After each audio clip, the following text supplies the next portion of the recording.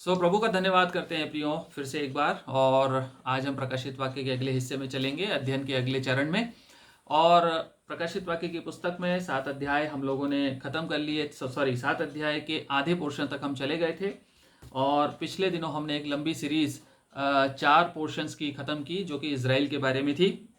Israel किस प्रकार से परमेश्वर की वाचा का वारिस है, किस प्रकार से परमेश्वर ने अब्राहम के साथ वाचा बांधी और फिर उसके बाद इजराइल को आशीषित होने के लिए चुना, और एक पोर्शन उसको दिया था जिसमें से उसको उखाड़ दिया गया, और कई प्रकार की बातें हमने सीखी थी। और परमेश्वर का वचन किस प्रकार से पूरा हुआ पिछले 100 साल में हमने देखा। परमेश्वर ने कैसे यहूदियों को वापस कलेक्ट किया, रीगैदर किया, और उसके बाद अपने नेशन में उनको प्लेस किया। और अंजीर के पेड़ से हमें दृष्टांत सीखने के लिए यीशु मसीह ने कहा था कि अंजीर के पेड़ से सीखो, जब उसकी कोंपलें हरी होने लगती हैं तो ये समझ लेना कि मैं द्वार पे हूँ और बहुत जल्द मेरा आगमन हो जाएगा। ये संकेत हमने देखे थे प्रियो। आज हम देखेंगे दूसरे हिस्से को, जो कि प्रकाशित वाक्य 7वें अध्याय के 9वें वचन से आगे पाया जाता है, 9 से लेके 17 तक। प्रकाशित वाक्य 7वां अध्याय 9 से लेके 17वां वचन यहाँ पर इस तरह से लिखा है। इसके बाद मैंने दृष्टि की और देखो, हर एक जाति और कुल और लोग और भाषा में से एक ऐसी बड़ी भीड़ जिसे कोई गिन नहीं सकता था, श्वेत वस्त्र पहने और अपने हाथों में खजूर की डालियां लिए हुए सिंहासन के सामने और मेमने के सामने खड़ी है, और बड़े शब्द से पुकार के कहती है, उद्धार के लिए हमारे परमेश्वर का जो सिंहासन पर बैठा है और मेमने का जय जयकार हो। और सारे स्वर्गदूत उस सिंहासन और प्राचीनों और चारों प्राणियों के चारों ओर खड़े हैं। फिर वे सिंहासन के सामने मुंह के बल गिर पड़े और परमेश्वर को दंडवत करके कहा, आमीन। हमारे परमेश्वर की स्तुति और महिमा और ज्ञान और धन्यवाद और आदर और सामर्थ और शक्ति युगान युग बनी रहे, आमीन। इस पर प्राचीनों में से एक ने मुझसे कहा, ये श्वेत वस्त्र पहने हुए कौन है और कहां से आए हैं? मैंने उससे कहा, है स्वामी, तू ही जानता है। उसने मुझसे कहा, ये वे हैं जो उस महाक्लेश में से निकल कर आए हैं। इन्होंने अपने अपने वस्त्र मेमने के लहू में धोकर श्वेत किए हैं। इसी कारण वे परमेश्वर के सिंहासन के सामने हैं और उसके मंदिर में दिन रात उसकी सेवा करते हैं। और जो सिंहासन पर बैठा है वह उनके ऊपर अपना तंबू तानेगा। वे फिर भूखे और प्यासे ना होंगे, और ना उन पर धूप और ना कोई तपन पड़ेगी, क्योंकि मेमना जो सिंहासन के बीच में है उनकी रखवाली करेगा और उन्हें जीवन रूपी जल के सोतों के पास ले जाया करेगा, और परमेश्वर उनकी आंखों से सब आंसू पोंछ डालेगा। परमेश्वर अपने वचन के पढ़े और सुने जाने पर आशीष दे। प्रियो, ये पैसेज जो है प्रकाशित वाक्य का बहुत इंपॉर्टेंट पैसेज है चर्च के लिए, कलीसिया के लिए। कलीसिया के बारे में यहाँ लिखा हुआ है कि परमेश्वर हमें एक बार 7वें अध्याय के पहले से 8वें वचन तक इजराइल के बारे में बताता है, चुने हुए लोगों के बारे में बताता है, ऐसे लोगों के बारे में जिनके ऊपर मोहर दी गई और जिनको परमेश्वर अपने भयानक प्रकोप के दिन में प्रोटेक्ट करता है, बचा के रखने का वादा करता है। इसके बाद 9वें वचन में कहता है, इसके बाद मतलब एक नई बात कर रहा है। जो बात 8वें वचन तक कही उस बात से हटकर अब एक दूसरी बात बता रहा है। मतलब इजराइलियों की बात अब यहाँ नहीं हो रही, चुने हुए यहूदियों की बात नहीं हो रही, या चुने हुए इजराइल के गोत्र के लोगों की बात नहीं हो रही जो कि प्रोटेक्ट किए गए। वो बात है परमेश्वर के प्रकोप के दिन की, भयानक न्याय के दिन की बात है, जब उनको प्रोटेक्शन दिया जाएगा विशेष अनुग्रह के द्वारा। अब बात हो रही है दूसरे लोगों की, ऐसे लोगों की जिसको हम कलीसिया कहते हैं। कलीसिया जो है वो किसी एक जाति, धर्म, गोत्र की का समूह नहीं है। कलीसिया हर उस इंसान का बनाया हुआ है जो परमेश्वर पर यकीन लाता है, यीशु मसीह पर विश्वास लाता है और उसके लहू की सामर्थ पे भरोसा करता है, और उसके लहू से जिसने अपने आप को साफ किया, अपने पापों की क्षमा जिसने हासिल प्राप्त की यीशु मसीह पे विश्वास ला करके, और उसके बाद अपने उद्धार के लिए उसने डरते और कांपते हुए, जैसे पौलुस कहता है फिलिपियन की पत्री में, डरते और कांपते हुए अपने उद्धार के कार्य को पूरा किया इस दुनिया में रहते हुए। ऐसे लोगों के समूह की बात यहाँ पर हो रही है। और ये लोग कहां पर दिखाई दे रहे हैं? ये लोग परमेश्वर के सिंहासन के सामने और मेमने के सामने खड़े हैं। इसका मतलब है ये कलीसिया जो कि पृथ्वी पे बनाई गई थी यीशु मसीह के द्वारा, जब यीशु मसीह ने कहा कि मैं तुझ पर एक कलीसिया बनाऊंगा, पतरस को कहा, और उस पर अधोलोक के फाटक प्रबल नहीं होंगे, मतलब उसको दूसरी मृत्यु से कोई हानि नहीं होगी, ऐसी कलीसिया में बनाऊंगा। ये कलीसिया जो जमीन पे बनाई गई थी, इस कलीसिया को यूहन्ना परमेश्वर के सिंहासन के सामने देख रहा है। इसका मतलब है कि ये कलीसिया अब पृथ्वी पे नहीं दिख रही यूहन्ना को। ये कलीसिया इसके बाद, इजराइलियों की बात होने के बाद, ये कलीसिया सिंहासन के सामने खड़ी है। इसका मतलब है कि ये कलीसिया उठा ली गई है। ये कलीसिया पृथ्वी पे से उठा ली गई है। और कहता है इसके बाद मैंने दृष्टि की और देखो हर एक जाति, कोई भी ऐसी जाति नहीं है जो विश्वास लाए यीशु मसीह पर और कलीसिया का अंग ना बन पाए, ऐसी कोई जाति नहीं। हर एक जाति और भाषा, ऐसी कोई लैंग्वेज नहीं है जो कि यीशु मसीह ने जिसके लिए उद्धार का काम नहीं किया हो। हर एक लैंग्वेज में से लोग होंगे और जाति और कुल और कुल की बात करता है, और एक ऐसी बड़ी भीड़ जिसको कोई गिन नहीं सकता। यहाँ पर जब यहूदियों की, इजराइलियों की बात करता है तो 1,44,000 की बात कहता है, लेकिन जब चर्च की बात करता है तो अनकाउंटेबल है, इनन्यूमरेबल है, जिसका कोई नंबर नहीं दिया जा सकता। इतनी बड़ी भीड़ है, इतनी बड़ी भीड़, और वो भीड़ जो है that is standing before the throne and before the lamb. ये परमेश्वर के सिंहासन के सामने खड़ी है। ग्रेट मल्टीट्यूड कहता है, ग्रेट मल्टीट्यूड है। इतनी बड़ी संख्या में लोग दिखाई दे रहे हैं जिनको कोई गिन नहीं सकता। और ये लोग जो हैं श्वेत वस्त्र पहने हैं, वाइट रोब्स पहने हुए हैं, और अपने हाथों में खजूर की डालियां लिए हुए सिंहासन के सामने और मेमने के सामने खड़ी है ये भीड़। ये भीड़ ऐसी है प्रियो जिसको यीशु मसीह ने अपने लिए चुनकर बुला लिया। ये भीड़ ऐसी है जो कलीसिया कहलाती है, और इसको यीशु मसीह ने अपने साथ उठा लिया। बादलों पे हम मिलेंगे, ये रैप्चर का सीन है। रैप्चर का मतलब है कि कलीसिया जो इस दुनिया में क्लेश में रहती है, जो क्लेश काल शुरू हो चुका है और जिसकी भयानकता बढ़ती जा रही है, इस क्लेश काल के पीरियड में से होकर ये कलीसिया गुजर रही, और गुजरते गुजरते जैसे ही क्लेश काल खत्म होगा और परमेश्वर का प्रकोप उंडेला जाने वाला होगा, उससे ठीक पहले कलीसिया एक ट्विंकलिंग ऑफ एन आई के टाइम पीरियड में, यानी कि पलक झपकते ही ये कलीसिया जो परमेश्वर की चुनी हुई यीशु मसीह की दुल्हन है, इसको उठा लिया जाएगा। वही सीन यहाँ पर हमको दिखाई दे रहा है। और ये कलीसिया जो है इसमें सारी जातियां शामिल है, यहूदी भी और गैर यहूदी भी, ज्यूज भी शामिल है और नॉन ज्यूज भी शामिल है। हर एक वो व्यक्ति जो बॉर्न अगेन क्रिश्चियन है, जो नया जन्म पाया हुआ मसीही है, हर एक वो व्यक्ति इस ग्रुप में शामिल होगा जिसको उठा लिया जाएगा।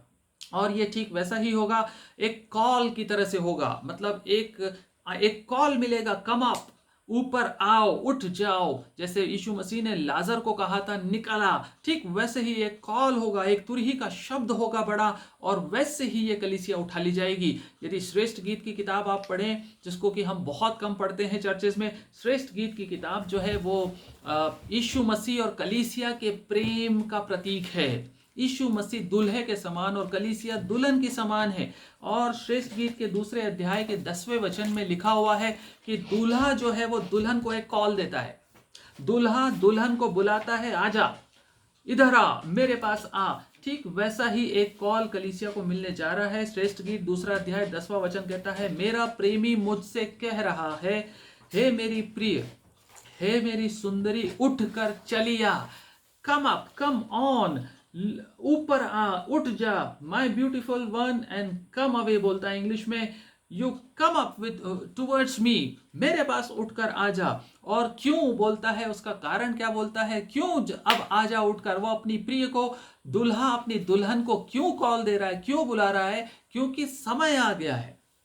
इसलिए बुला रहा है क्योंकि दुल्हे ने बोला, उसको जो कॉल दिया दुल्हे ने इसलिए दिया क्योंकि दुल्हे को मालूम है कि दिस इज द टाइम, ये समय है जब मेरी दुल्हन मेरे पास होनी चाहिए। यदि आप इसी के आगे 13वां वचन पढ़ेंगे तो वहां पे लिखा है, अंजीर पकने लगे हैं।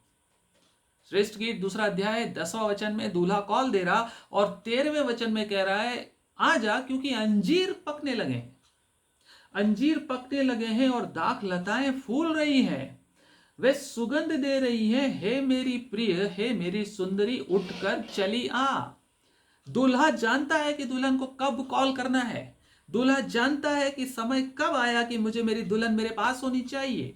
और दूल्हा यहां पर एक कॉल दे रहा है, यानी कि यीशु मसीह। प्रकाशित वाक्य की किताब में जो भीड़ आपको दिखाई दे रही है वो दुल्हे के समय के अनुसार है। दुल्हे का समय, अंजीर का पेड़ पक चुका। अंजीर के बारे में हम सीख रहे हैं बहुत दिनों से, आप समझ रहे हैं, यीशु मसीह ने ही कहा अपने चेलों को कि जब अंजीर में हरी हरी कोपलें आने लगे और फिर से फलने फूलने लगे तो समझ लो कि मैं द्वार पे खड़ा हूं। अंजीर का पेड़ आपको बहुत कुछ सिखाता है बाइबल से, उसको मिस मत करिएगा। अंजीर का पेड़ लहलहाने लगे, फलने लगे, फूलने लगे तो समझ जाइए कि एक कॉल आने वाला है। एक कॉल किसी भी समय आ जाएगा। जब सुंदरी तैयार नहीं होगी उस समय भी यदि कॉल आ जाता है तो सुंदरी का वो हिस्सा, वो लोग रह जाएंगे जो तैयार नहीं थे। यदि दुल्हन तैयार नहीं है तो दूल्हे के कॉल को रिसीव कैसे करेगी? दूल्हा कहता है अंजीर पकने लगे हैं। सो प्रियो, यहां पर हमें बताता है कि मेमने का जो ब्याह है, जो मैरिज ऑफ द लैम्ब है, वो बहुत निकट है। और ये जो आप यहां पर देख रहे हैं 9वें अध्याय से 17वें अध्याय तक, ये मेमने के ब्याह का वर्णन है। ये लैम्ब जो है यीशु मसीह, उसकी शादी का चित्रण है, उसकी विजयी गाथा का चित्रण है। बारात में जब दूल्हा आता है घोड़े के ऊपर तो उसको बैठा देते हैं, कल्चर हमारे यहाँ ऐसे ही है, उसको बैठा देते हैं, तलवार भी पहना देते हैं, साफा भी लगा देते हैं, सब कुछ कर देते हैं। उसको एक विजयी राजकुमार की तरह से दिखाया जाता है।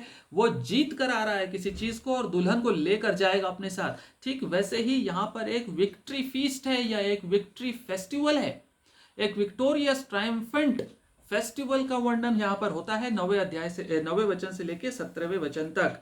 और ये जो कलीसिया है या जो दुल्हन है वो परमेश्वर के प्रकोप के लिए नहीं चुनी गई, परंतु यीशु मसीह के द्वारा उद्धार के लिए चुनी गई है, वचन हमें बताता है। इसलिए वो चाहता है कि इस समय ये कलीसिया उठ जाए, और ये कलीसिया का राइट टाइम होगा जब वो कलीसिया उठा ली जाएगी और पृथ्वी पे प्रकोप उंडेले जाने वाला होगा। उसके तुरंत बाद पलक झपकते ही कलीसिया उठा ली जाएगी और प्रकोप उंडेला जाना शुरू हो जाएगा।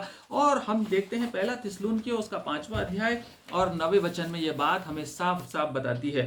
पहला थिस्सलुनीकियों और उसका 5वां अध्याय और 9वां वचन कहता है, क्योंकि परमेश्वर ने हमें क्रोध के लिए नहीं परंतु इसलिए ठहराया है कि हम अपने प्रभु यीशु मसीह के द्वारा उद्धार प्राप्त करें। परमेश्वर ने हमें क्रोध के लिए नहीं बुलाया है। कलीसिया चुनी गई क्लेश काल में रहने के लिए, उसका सामना करने के लिए। उसका सामना करने में भी मसीह हमारी सहायता करेगा, उसका अनुग्रह हमें संभाल के रखेगा। और क्लेश काल के समाप्त होते ही कलीसिया उठा ली जाएगी। परमेश्वर ने अपने क्रोध के लिए कलीसिया को अपॉइंट नहीं किया, उसका क्रोध कलीसिया के लिए नहीं, क्योंकि वचन हमें बताता है जो मसीह में है उन पर दंड की आज्ञा नहीं है। जो कलीसिया है वो दंड के लिए नहीं चुनी गई, लेकिन ट्रू कलीसिया, वास्तविक कलीसिया, सच्ची दुल्हन जो तैयार होती है, 5 बुद्धिमान कुंवारियों के समान तैयार रहती है, भोर के तारे के समान देखने के लिए। और आधी रात को जब धूम मचती है वो जगी हुई खुली आंखों के साथ दूल्हे का इंतजार करती हुई पाई जाती। ऐसी कलीसिया रैप्चर में हमें यहाँ पर दिखाई जाती है। यीशु मसीह ने कहा अंत के दिन किसके समान होंगे? नूह के दिन के समान होंगे। नूह के दिनों में नूह को प्रलय आने से पहले निकाल लिया गया था। अंत के दिन सदोम और गमोरा के समान होंगे। सदोम और गमोरा को दंड देने से पहले लूत को उससे बाहर निकाल लिया गया था। ठीक वैसे ही परमेश्वर समय देता है और समय देता है और समय देता है कि हम मन फिरा लें, ताकि जो आने वाला संकट और भयानक दिन है जिसके सामने कौन ठहर सकता है, उस दिन का सामना कलीसिया को ना करना पड़े। इसीलिए नूह के समान परमेश्वर हमें तैयारी का जीवन देता है। कहता तैयार करो अपनी नाव को और उसमें प्रवेश करके बैठ जाओ सुरक्षित। मैं चाहता हूं कि तुम बाहर निकल जाओ इससे पहले कि मेरा क्रोध उंडेला जाए। अब्राहम की प्रार्थनाओं को वो सुनता है। जब सदोम और गमोरा को नष्ट करने का समय होता है, अब्राहम की प्रार्थनाओं को सुनता है वो, कि यदि यहां पर कुछ धर्मी व्यक्ति मिल जाए तो मैं रुक जाऊंगा। वो वेट करता है कि कोई मिल जाए और मैं उसको छोड़ दूं, और उससे पहले फिर भी यदि मेरा क्रोध उंडेला जाता है तो मैं अपने लोगों को वहां से निकाल लूं। और लूत को उसने बाहर निकाला। ठीक वैसे ही पृथ्वी पे भयानक दिन आने के पहले कलीसिया को उठा लिया जाएगा। इससे पहले कि परमेश्वर का जजमेंट इस दुनिया पे गिरे, इस दुनिया पे उंडेला जाए, कलीसिया इस पृथ्वी से उठा ली जाएगी, कलीसिया को निकाल लिया जाएगा। और वही वर्णन हम यहाँ प्रकाशित वाक्य में देखते हैं। और 9वें वचन में हमने देखा कि ये लोग कैसे हैं। बड़ी भीड़ है जो कि श्वेत वस्त्र पहने हैं और जिसके हाथ में खजूर की डालियां हैं। हालेलुया, खजूर की डालियां। खजूर की डालियां हमें बहुत कुछ सिखाती हैं प्रियो, बहुत कुछ सिखाती हैं। एक जगह देखते हैं ये खजूर की डालियां क्या बात बता रही हैं। लेव व्यवस्था की किताब में एक वर्णन लिखा हुआ है 23वें अध्याय में। लेव व्यवस्था 23वां अध्याय हमें कुछ सिखाता है। खजूर की डालियां कहाँ इस्तेमाल होती थी। लेव व्यवस्था 23 का 33 यदि हम पढ़ें तो 23 का 33 कहता है, फिर यहोवा ने मूसा से कहा, व्यवस्था दी पर्वों को मनाने के विषय में। और यहां पर एक पर्व मनाने की बात मूसा को यहोवा ने बताई। इजरायलियों से, अपनी चुनी हुई प्रजा से एक बात कहना कि ये झोपड़ी का पर्व मनाया करें, द फीस्ट ऑफ टेबरनिकल, झोपड़ियों का पर्व मनाया करें। फिर यहोवा ने मूसा से कहा, इजरायलियों से कहे कि उसी 7वें महीने के 15वें दिन से 7 दिन तक यहोवा के लिए झोपड़ियों का पर्व रहा करे, झोपड़ियों का पर्व रहा करे। और आगे यदि पढ़े 40वें वचन में, तो 40वें वचन में कहता है, और पहले दिन तुम अच्छे अच्छे वृक्षों की उपज और खजूर के पत्ते और घने वृक्षों की डालियां और नालों में के मजनू लेकर अपने परमेश्वर यहोवा के सामने 7 दिन तक आनंद करना। खजूर की डालियां लेकर के अपने परमेश्वर यहोवा के सामने आनंद करना। ये जो झोपड़ियों का पर्व है प्रियो, ये झोपड़ियों का पर्व जो है, ये परमेश्वर के पुत्र यीशु मसीह के 1000 वर्ष के राज्य को बताता है। जो फीस्ट ऑफ टेबरनेकल है, ये यीशु मसीह के मिलेनियन किंगडम को बताता है। जो 1000 वर्ष का राज्य यीशु मसीह पृथ्वी पे करने जा रहा है, उसका सांकेतिक फीस्ट था इजरायलियों के झोपड़ियों का पर्व। जैसे फसह का पर्व मेमने के बलिदान का पर्व था, यीशु मसीह के क्रूसिफिक्शन का संकेत देता है। ठीक वैसे ही जो हमारा जो झोपड़ियों का पर्व है, वो यीशु मसीह के 1000 वर्ष के राज्य की बात करता है। यहां पर विश्वासियों का खजूर की डालियों के साथ होना इसको ही दिखाता है, जो हमने पढ़ा अभी प्रकाशित वाक्य का 7वां अध्याय 9वें वचन में कहते हैं कि वो मेमने के सामने और परमेश्वर के सिंहासन के सामने खड़े हैं, खजूर की डालियां लिए हुए। ये झोपड़ियों के पर्व के समान एक फीस्ट है, एक पर्व है जिसको ये लोग मना रहे और इस पर्व में आनंद कर रहे हैं। जो इस परमेश्वर ने, यहोवा ने मूसा को कहा था कि मेरे सामने खजूर की डालियां लिए हुए खड़े रहें और आनंद करते रहें। और 10वें वचन में यदि हम पढ़े तो कहता है, बड़े शब्द से पुकार कर कहती है, उद्धार के लिए हमारे परमेश्वर का जो सिंहासन पर बैठा है और मेमने का जय जयकार हो। उद्धार के लिए परमेश्वर का और जो सिंहासन पर बैठा है और मेमने का जय जयकार हो। किसके लिए जय जयकार कर रही है? ये भीड़ जय जयकार कर रही है उद्धार के लिए। परमेश्वर ने जो यीशु मसीह में उद्धार दिया है हम लोगों को, उस उद्धार के लिए जय जयकार करती है ये भीड़।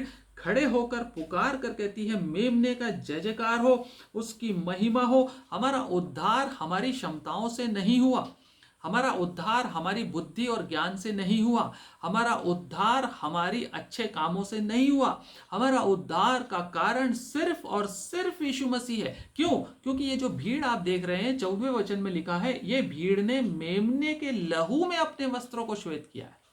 यही एक लहू है जो वस्त्रों को लाल नहीं करता। बाकी दुनिया के सारे लहू जो है वो लाल कर देते हैं, लेकिन ये मेमने का लहू है जो हमारे वस्त्रों को श्वेत बनाता है, सफेद कर देता है। हमारी धार्मिकता जो है, हम मसीही में परमेश्वर की धार्मिकता गिने गए। हमारी धार्मिकता के वस्त्र हमको पहनाने वाला ये कलीसिया धर्मी ठहरी है मसीह में। ये कलीसिया, ये दुल्हन अपने दुल्हे की वजह से, दुल्हे के खून की वजह से ये कलीसिया धर्मी ठहरी और खड़े होने के योग्य बन सकी। और इसलिए कहता है कि ये कलीसिया जय जयकार कर रही है। ये कह रही है कि यदि तू लहू नहीं बहाता मेमने, यदि तू मेरे लिए सैक्रिफाइस नहीं होता, तो आज मैं सफेद वस्त्र पहन के तेरे सिंहासन के सामने खड़ी नहीं हो सकती थी। और ये उद्धार के लिए एक्नॉलेज कर रही है कि ये जो सैल्वेशन है, ये चर्च असली चर्च का स्वरूप है।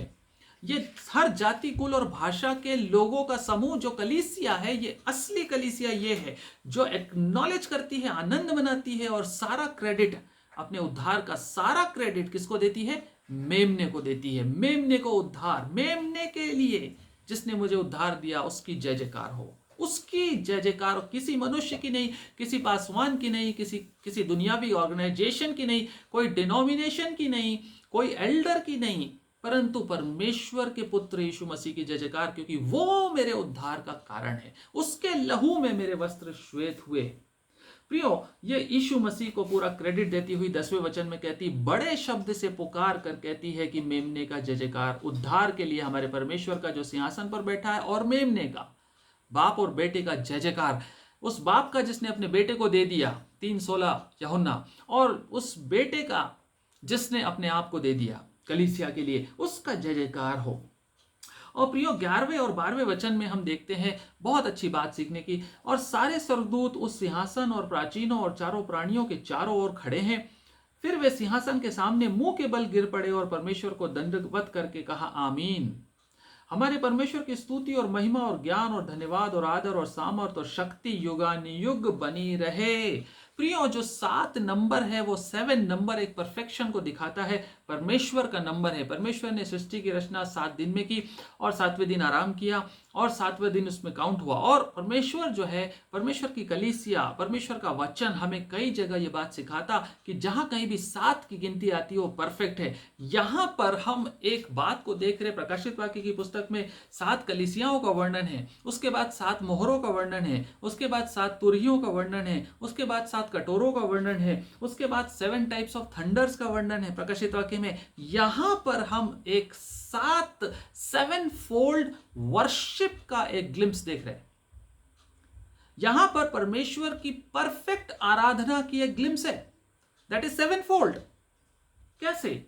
यहां पर आप देखें 12वें वचन में लिखा है, हमारे परमेश्वर की स्तुति, अंडरलाइन, स्तुति, महिमा नंबर 2, ज्ञान नंबर 3, धन्यवाद नंबर 4, आदर नंबर 5, सामर्थ नंबर 6 और शक्ति नंबर 7 युगानुयुग रहे।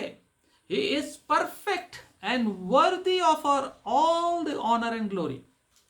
This is a glimpse of the perfect worship that church must do before his throne. परमेश्वर के सामने उसकी स्तुति करने का एक परफेक्ट नजारा प्रकाशित वाक्य सिखाता है हमें।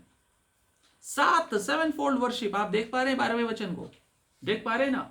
परमेश्वर के सामने जो स्तुति, इसके पहले हमने 4थे अध्याय और 5वें अध्याय में भी आराधना के पहलू देखे थे, लेकिन वो 7 फोल्ड नहीं थे। यहां पर 7 फोल्ड बताता है, 7 फोल्ड वर्शिप ऑफ गॉड। प्रियो, ये 24 प्राचीन और ये 4 प्राणी और सारे स्वर्गदूत, ये सब एकदम गिर पड़ते हैं परमेश्वर के सामने और मेमने के सामने। कब गिर पड़ते हैं? ये कलीसिया उनको एनकरेज करती है, ये कलीसिया उनको कारण देती है, ये कलीसिया उनको कारण देती है कि इसकी आराधना करो। और ये 24 प्राचीन और ये 4 प्राणी और ये लाखों स्वर्गदूत जो सिंहासन के आसपास हैं, ये तुरंत मुंह के बल गिरते हैं। मतलब ये मौका देखते हैं कि कब हमें परमेश्वर की आराधना करने का एक्सक्यूज मिले, कब हमें स्लाइटेस्ट अपॉर्चुनिटी मिले, हमारे परमेश्वर की आराधना में हमें खड़े होने का मौका मिले। Praise the Lord. कोई मौका गंवाना नहीं चाहते ये 24 प्राचीन, ये 4 जीवित प्राणी और ये स्वर्गदूत। और कलीसिया भी जो है उनके साथ मिलकर परमेश्वर की आराधना करती है। प्रियो, हमारे दिलों में यही टेंडेंसी होनी चाहिए। कलीसिया, जो सही कलीसिया है, वो एक स्लाइट अपॉर्चुनिटी को भी मिस नहीं करना चाहिए जहां परमेश्वर की महिमा हो। परमेश्वर की महिमा के लिए मेरे जीवन का कोई कोना ऐसा ना हो जहां से मैं परमेश्वर की महिमा ना कर सकूं। मेरे जीवन में कोई ऐसा मौका आकर चला जाए और मैं परमेश्वर की महिमा ना कर पाऊं, ऐसा कभी नहीं होना पड़ेगा। हम लोग बड़े गाने गाते हैं कि heaven came down and fill the glory, the glory filled my soul, है ना। So one important mark of heaven coming down is glorifying God. एक इंपॉर्टेंट निशान या पहचान कलीसिया की, मेरी और आपकी क्या है कि मैं परमेश्वर की महिमा करने का कोई मौका नहीं छोड़ूंगा। कुछ भी हो जाए, मैं वेट करता हूं एक छोटे से एक्सक्यूज का। अपने जीवन भर एक छोटे से छोटे मौके का भी मैं वेट करूंगा कि मेरे परमेश्वर की महिमा हो, और ये इस प्रकार की हो जैसे ये लोग करते हैं 7 फोल्ड। उसकी शक्ति, उसकी आदर, उसकी सामर्थ, उसकी महिमा, उसकी स्तुति, सब कुछ युगानुयुग होता रहे। ये मेरे मुंह से और मेरे जीवन से निकलता रहना चाहिए। क्यों? क्योंकि जो spirit of praise and worship है वो स्पिरिट ऑफ हेवन है।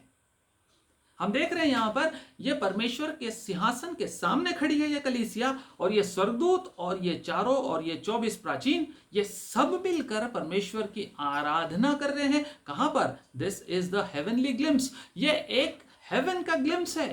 परमेश्वर के सामने आराधना और स्तुति कैसी होती है उसका एक नजारा, और कलीसिया उसको ज्वाइन करेगी रैप्चर के साथ। रैप्चर होते ही कलीसिया उसको ज्वाइन करेगी। प्रियो, इसीलिए जब भी हम विश्वासी लोग कहते हैं, जब भी हम पृथ्वी पे कहते हैं अपनी प्रार्थनाओं में कि परमेश्वर तेरी स्तुति और आराधना हो, तुरंत एक रिप्लाई आता है स्वर्गदूतों से और प्राचीनों से और जीवित प्राणियों से। क्या रिप्लाई आता है? आमीन, आमीन। यहां पर कहता है आमीन, 12वें वचन का पहला सेंटेंस आमीन, पहला वर्ड आमीन। हमारे परमेश्वर की स्तुति और महिमा और ज्ञान और धन्यवाद। इमीडिएटली प्रेजेंट वर्शिप शुरू हो जाती है। प्रियो, 13वां वचन कहता है, इस पर प्राचीनों में से एक ने मुझसे कहा, यह श्वेत वस्त्र पहने हुए कौन है? ये जो प्राचीन है, जो 24 प्राचीन है, इसमें से एक ने यूहन्ना से कंफर्म किया, यूहन्ना क्या तू पहचान पा रहा है? ये लोग जो भीड़, हर जाति कुल और भाषा की जो भीड़ खजूर की डालियां लिए हुए इस सिंहासन के सामने उद्धार का के लिए परमेश्वर की जय जयकार कर रही है, ये कौन है जानता है तू? यूहन्ना ने कहा, और कहां से आए? बोलता कहां से आए? हाँ, उसको दो चीज पूछ रहा है, एक चीज पूछ रहा है ये कौन है, और दूसरी चीज पूछ रहा है ये कहां से आ रहे हैं, मालूम है तेरे को? ये कहां से आ रहे हैं? बंबई से, कलकत्ता से, दिल्ली से, कहां से चल के आए हैं? अमेरिका से, इंग्लैंड से, मिडिल ईस्ट से, कहां से आए हैं ये लोग, जानता है तू? यूहन्ना कहता है, मैंने उससे कहा, हे स्वामी तू ही जानता है, स्वामी यू नो बेटर, तुझे पता है स्वामी, मैंने तो देखा ही नहीं ऐसी भीड़, पहली बार देख रहा हूं। ये भीड़ कहां से आई है? उसने मुझसे कहा, उसने रिप्लाई दिया, उस प्राचीन ने बताया ये कहां से आए हैं। उसने कहा ये वे हैं जो उस महाक्लेश में से निकलकर आए हैं। महाक्लेश को अंडरलाइन कर लीजिए। यदि आप प्री ट्रिप या मिड ट्रिप की डॉक्ट्रिन में बिलीव करते हैं तो, यदि आप और हम इस धोखे में हैं कि परमेश्वर हमको क्लेशों से पहले इस दुनिया से उठा लेगा, यदि कलीसिया क्लेश काल से पहले उठा ली जाएगी, ऐसी धारणा लेके हम जी रहे हैं, तो इस पैसेज को अंडरलाइन कर लीजिए, क्योंकि कलीसिया, हर एक जाति कुल और भाषा के लोग परमेश्वर के सिंहासन के सामने कब खड़े होंगे? जब वो महाक्लेश में से निकल कर आएंगे। कहता है ये वे हैं जो उस महाक्लेश में से निकल कर आए हैं, इन्होंने अपने अपने वस्त्र मेमने के लहू में धोकर श्वेत किए हैं। अभी हमने शुरुआत में इस बात का जिक्र किया कि ये क्लेश का काल शुरू हो चुका है। ये क्लेश का पीरियड, ये ट्रिबुलेशन पीरियड शुरू हो चुका है बहुत साल पहले, 2000 साल से चल रहा है टॉर्चर, लेकिन इसकी इंटेंसिटी, इसकी सिवियरिटी बढ़ती जा रही है।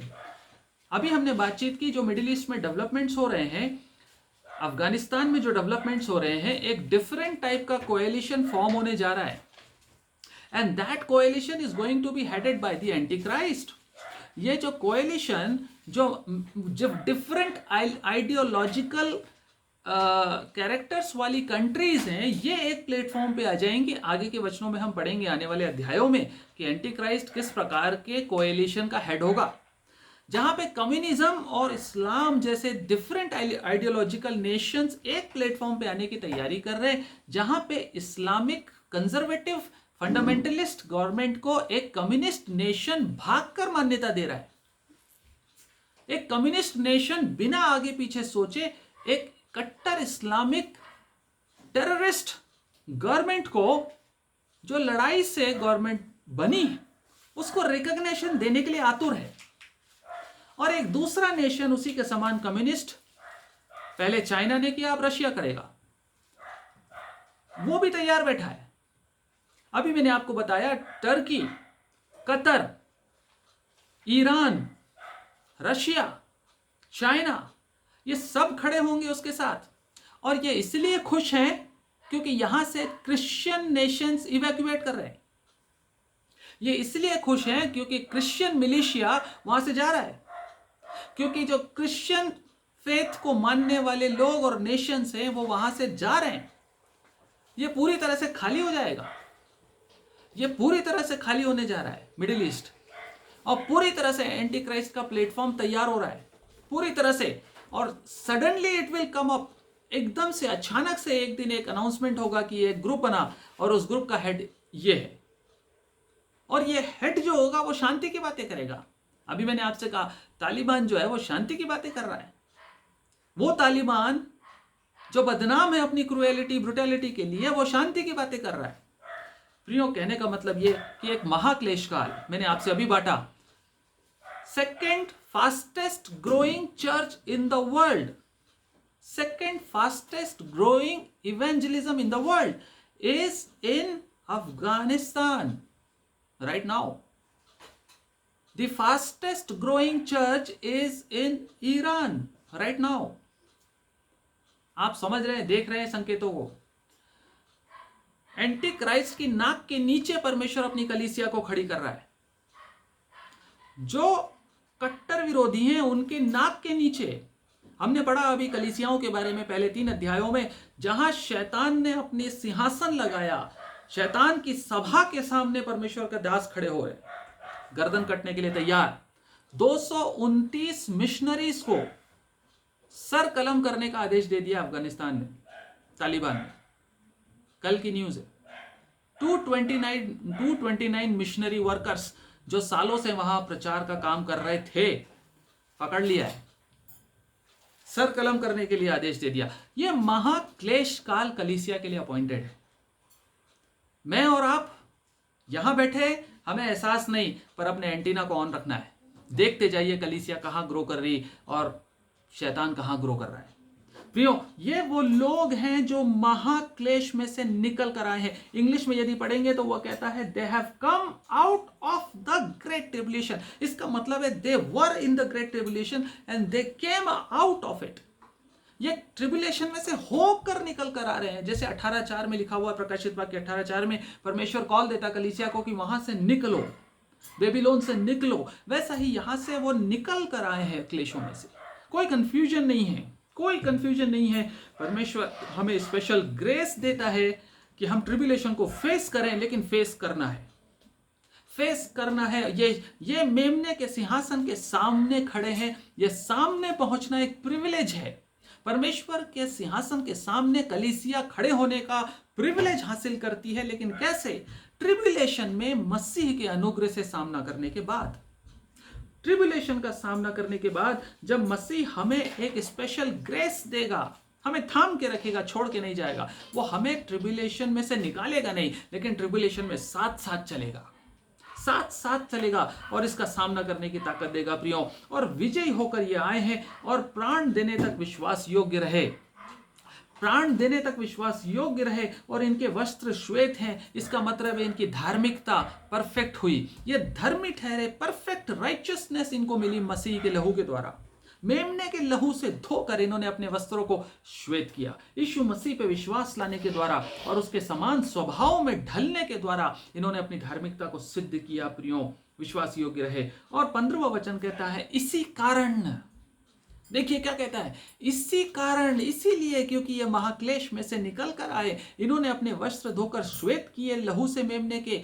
और इसी कारण से 15वां वचन कहता है इसी कारण वे परमेश्वर के सिंहासन के सामने, हेलो, परमेश्वर के सिंहासन के सामने खड़ा होना एक प्रिविलेज है। और किस कारण से है? क्योंकि मेमने के लहू से इन्होंने अपने वस्त्रों को श्वेत किया और ये महाक्लेश में से निकल के आए। इसी कारण से परमेश्वर के सिंहासन के सामने खड़े होने का मतलब है परमेश्वर को सामने आमने देखना, परमेश्वर का दर्शन मुंह दर मुंह करने का सौभाग्य कलीसिया को मिलेगा, रैप्चर्ड कलीसिया को, जो महाक्लेश काल में से होकर जाएगी, जो अपने वस्त्रों को श्वेत बना के रखेगी। यीशु मसीह ने जब पहाड़ी उपदेश दिए तो एक बात कही थी मत्ती 5वें अध्याय में। मत्ती 5वें अध्याय के 8वें वचन में यीशु मसीह ने कहा था, याद रखना इस बात को, परमेश्वर को सामने सामने, आमने सामने, फेस टू फेस कौन देखेगा? कौन देखेगा? 5:8 मत्ती, धन्य है वे जिनके मन शुद्ध है, धन्य है वे जिनके मन शुद्ध है, क्योंकि वे परमेश्वर को देखेंगे। यीशु मसीह की भविष्यवाणी है, यीशु मसीह के वचन है, जो वचन हमें बताता है, बाइबल बताती है। यह कलीसिया परमेश्वर को मुंह दर मुंह आमने सामने से उसके सिंहासन के सामने देख रही है। क्यों? क्योंकि ये शुद्ध होकर आए हैं, क्योंकि ये शुद्धता में बने रहे। वैसी होलीनेस, वैसी प्योरिटी जो मसीह के लहू से मिलती है, उस प्योरिटी में से होकर गए और ये परमेश्वर के सिंहासन के सामने खड़े, आमने सामने परमेश्वर को देख रहे हैं। और इन्होंने महाक्लेश का भी सामना किया और महाक्लेशों में ये सामने निकल कर आए और सामने खड़े हैं। और जो शुद्ध है वे प्रभु को देखेंगे। और करते क्या है ये? क्या करते हैं ये दिन रात उसकी सेवा करते हैं। उसके सामने है और उसके मंदिर में दिन रात उसकी सेवा करते हैं। और जो सिंहासन पर बैठा है वह उनके ऊपर अपना तंबू तानेगा। जो सिंहासन पर बैठा है वो उनके ऊपर अपना तंबू तानेगा और उसके मंदिर में दिन रात उसकी सेवा करते हैं, दिन रात, विदाउट रेस्ट।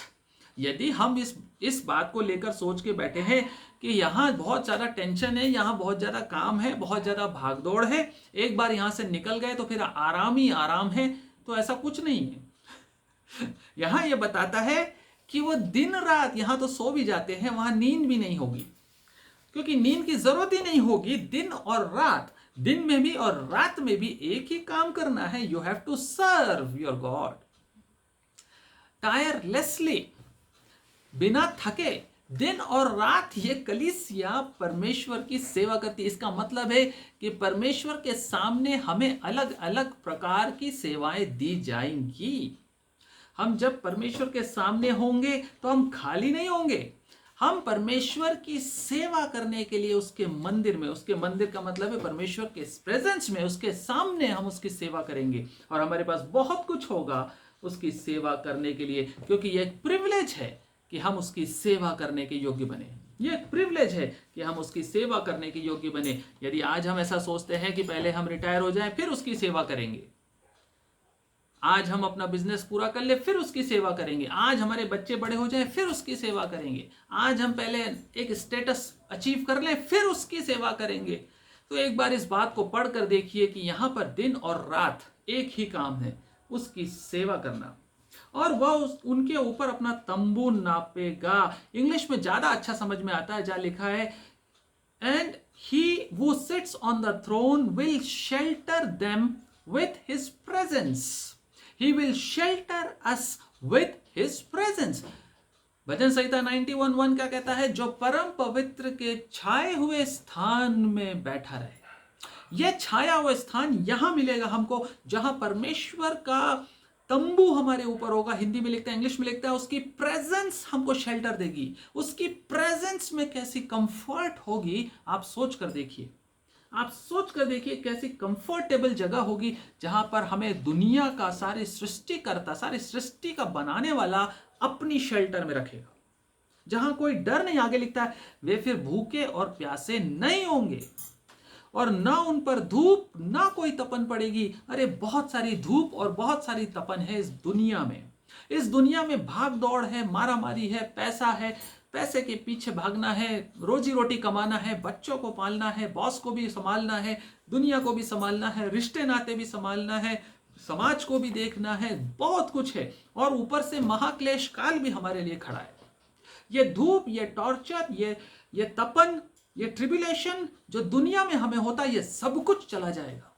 ये सब कुछ नहीं होगा। कहता है nothing will be there, nothing, only and only comfort and shelter of the presence of the creator, the presence of the heavenly father will be there and he will shelter us completely with his presence. वो अपनी उपस्थिति की सामर्थ्य से हमको cover करके रखेगा और कोई भूख नहीं, कोई धूप नहीं, कोई प्यास नहीं और कोई तपन नहीं। जो कुछ भी हमारी अनसेटिस्फाइड लॉन्गिंग इस दुनिया में अगर रह गई, सब कुछ सेटिस्फाई हो जाएगी। Everything will be satisfied before his presence. Nothing will be like this earth's environment. इस दुनिया के environment के समान कुछ नहीं होगा, क्योंकि 17वां वचन कहता है मेमना हमारा रखवाला होगा। कौन होगा हमारा रखवाला? मेमना। और रखवाले का इंग्लिश वर्ड आया है shepherd. He will be the lamb, will be the shepherd. 17th verse. For the lamb in the midst of the throne will be their shepherd. वो हमारा शेपर्ड होगा। कितने लोगों को भजन संहिता 23 याद है? भजन संहिता 23 बचपन से संडे स्कूल से याद कर रहे हैं। भजन संहिता 23, भजन संहिता 23, यहोवा मेरा चरवाहा है, और वो जो चरवाहा है वो मुझे कहां ले जाता है? वो मुझे हरी हरी चराइयों में ले जाता, और चाहे मैं घोर अंधकार से भरी हुई तराइयों से भी गुजरूं तो भी वो मेरे साथ साथ चलता है। भजन संहिता 23 का एक्चुअल फुलफिलमेंट, भजन संहिता 23 की पूर्णता का अनुभव आपको यहां होगा। ये कलीसिया जब उठा ली जाएगी और सिंहासन के सामने खड़ी होगी तो ये देख पाएगी कि मेरा शेपर्ड कैसा है। ये शेपर्ड जो मुझे हरी हरी चराइयों में ले जाता, ना तो मुझे भूख लगती, ना मुझे प्यास लगती, ना कोई धूप होती, ना कोई तपन होती, ना कोई अल्ट्रावायलेट रेडिएशंस होते हैं जो मुझे डैमेज करें, किसी प्रकार का कोई परेशानी नहीं, क्योंकि मेमना मेरा शेपर्ड है। He is the true shepherd. सच्चा चरवाहा वो है क्योंकि उसने मेरे लिए जान दी, और सच्चा चरवाहा वो होता जो भेड़ों के लिए अपनी जान देता है। यह मेरा चरवाहा बन के रहेगा, और 17वें वचन में लिखता है वो मेरी रखवाली करेगा। और आगे कहता है और उन्हें जीवन रूपी जल के सोतों के पास ले जाया करेगा। जीवन रूपी जल के सोते कौन से हैं? जल की बात जहां कहीं परमेश्वर के वचन में आती है, जल, जल जो है वो पवित्र आत्मा को दिखाता है। जल, ऐसा जल जिसको पीने के बाद आपको दोबारा प्यास नहीं लगती। जल, आपका जो एक्सपीरियंस होली स्पिरिट का इस पृथ्वी पे है, उससे कहीं बढ़ के डीपर एक्सपीरियंसेस आपको हेवन में होने वाला है। परमेश्वर के सिंहासन के सामने पवित्र आत्मा के सोतों के पास आपको चरवाहा ले जाएगा, और आप वहां प्यासे नहीं होंगे दोबारा। ऐसा पवित्र आत्मा का ऐसा अनुभव जो इस दुनिया में कभी नहीं हुआ आपको, वो अनुभव परमेश्वर आपको वहां देने जा रहा है आफ्टर रैप्चर। जब आप उठा लिए जाएंगे कलीसिया के साथ उसके मेमने के सिंहासन, और उस परमेश्वर के सिंहासन और मेमने के सामने जब आप खड़े होकर खजूर की डालियां लिए हुए आनंद करेंगे, वहां भूख नहीं होगी, प्यास नहीं होगी, तपन नहीं होगी, धूप नहीं होगी, सब कुछ संतुष्टि होगी, और जल के सोतों के पास आपको ले जाने वाला चरवाहा होगा जो आपके ऊपर एक तंबू तान के रखेगा, अपनी प्रेजेंस से शेल्टर करके रखेगा। और इस अनुभव को केवल कलीसिया को प्रिविलेज मिलता है पाने का, परमेश्वर के पुत्र यीशु मसीह के बलिदान के कारण। जो उसके बलिदान में बने रहते हैं उनके लिए यह प्रिविलेज बना हुआ, जो क्लेशों का सामना करते हैं लेकिन घबराते नहीं, पर उसके अनुग्रह से उसकी गवाही के लिए खड़े रहते हैं, जो क्राइस्ट की टेस्टिमनी के लिए प्राण देने तक विश्वास योग्य रहते, ऐसे लोगों के लिए यह प्रोमिसेस है परमेश्वर के वचन में।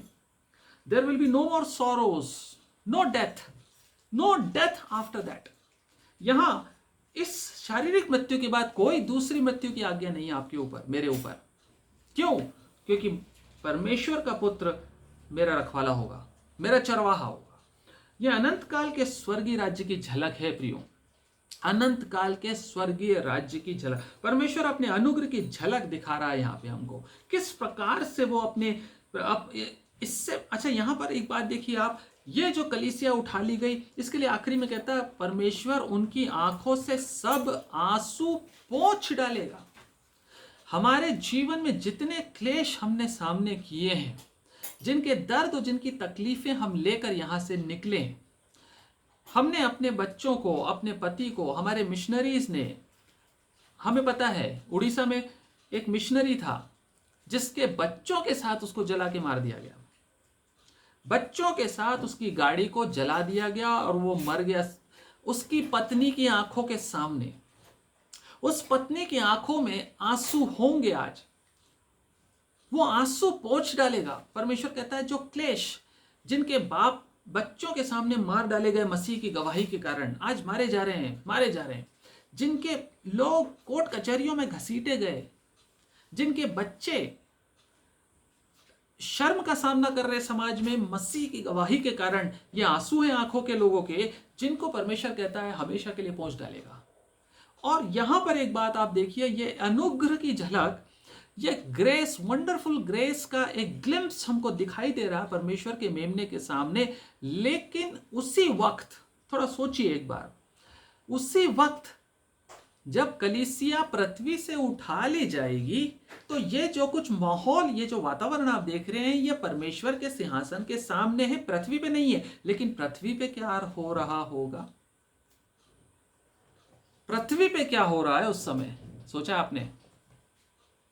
पृथ्वी पे 8वें अध्याय में पढ़ेंगे क्या हो रहा होगा उस समय।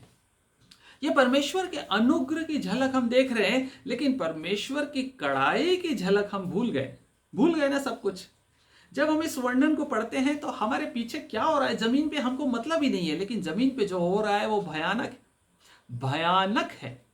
जो जमीन पे होने जा रहा है, परमेश्वर अपने अनुग्रह की झलक कलीसिया को दे रहा है और कह रहा फॉरगेट अबाउट द अर्थ, दुनिया का भूल जाओ, अभी उसका हिसाब मैं कर लूंगा, तुम्हारा प्रॉब्लम नहीं है, वो मेरा प्रॉब्लम है। परमेश्वर कहता है अब वो जो जजमेंट है वो मैं उंडेल रहा हूं। कलीसिया को अपने पास बुला लिया, अपने शेल्टर में, अपनी कवरिंग में, अपनी प्रोटेक्शन में, अपनी सिक्योरिटी में, कंफर्ट में। लेकिन पृथ्वी का उसी समय हिसाब चालू हो जाएगा। उसी समय जिन्होंने अपने वस्त्र श्वेत नहीं किए मेमने के लहू से, जिन्होंने शुद्धता के साथ जीवन नहीं बिताया, जिन्होंने सारी जिंदगी अपमान किया परमेश्वर का, जिन्होंने कॉम्प्रोमाइज समझौते किए उसके नाम से, और अपनी कंफर्ट, अपनी लग्जरी, अपने पैसे, अपनी पोजीशन के लिए और प्रोफेशन के लिए और पोजेशंस के लिए जिन्होंने मसीह को बेच दिया, जिन्होंने मसीह को सेकेंडरी बनाया और प्राइमरी अपनी दुनिया की लाइफ को बना के रखा, उनके साथ जो हिसाब किताब होगा भयानक है, भयानक। और परमेश्वर का वचन हमने पहले भी पढ़ा, प्रकाशित वाक्य की किताब ऑल्टरनेट चलती है। एक ग्लिम्स अनुग्रह का, इमीडिएटली दूसरा ग्लिम्स जजमेंट का, फिर एक ग्लिम्स अनुग्रह का, फिर जजमेंट, फिर अनुग्रह, फिर जजमेंट। जब भी परमेश्वर जजमेंट उंडेलता है, जब भी न्याय की बात करता है, उससे पहले वो अनुग्रह की बात करता है। उससे पहले वो एक नजारा देता है कि मेरा अनुग्रह देख लो, ये है, उसके बाद जजमेंट देखना। परमेश्वर के इस वचन में, प्रकाशित वाक्य में, ये अल्टरनेट चलता रहेगा, आप देखेंगे आगे भी। और यीशु मसीह ने, यूहन्ना 1 अध्याय क्या कहता है, यीशु मसीह ने कैसे डेरा किया? अनुग्रह और सच्चाई के साथ परिपूर्ण होकर इस जगत में डेरा किया। वही सिम्टम, वही कैरेक्टर उसका हम यहां पर देखते हैं। अनुग्रह दिखाता है, ये अनुग्रह है तुम्हारे लिए, यदि तुम अभी मन फिराकर मेरे पास आ जाओ, नहीं तो ये जजमेंट है, आगे बढ़ो, नहीं तो ये जजमेंट है जिसका सामना तुमको करना है। ये जजमेंट टलने वाला नहीं है।